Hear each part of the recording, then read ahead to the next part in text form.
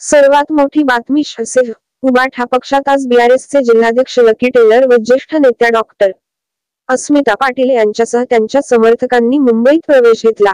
काही दिवसांपूर्वीच भाजपचे खासदार रमेश पाटील तसेच पारोळ्याचे माजी नगराध्यक्ष करण पवार यांनी आपल्या समर्थकांसह शिवसेना उद्धव बाळासाहेब ठाकरे पक्षात प्रवेश केला होता।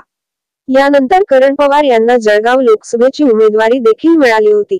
यानंतर लवकरच शिवसेना उभाठा पक्षात मान्यवरांचे आगमन होणार असल्याचे संकेत मिळाले होते।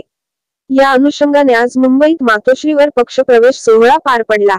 या प्रसंगी शिवसेनेच्या ज्येष्ठ नेत्या डॉक्टर अस्मिता पाटील, भारत राष्ट्र समिती पक्षाचे जिल्हाध्यक्ष तथा कृषी उत्पन्न बाजार समितीचे संचालक लक्ष्मण गंगाधर पाटील उर्फ लकी टेलर यांनी आपल्या समर्थकांसह शिवसेना उभाठा पक्षात प्रवेश केला।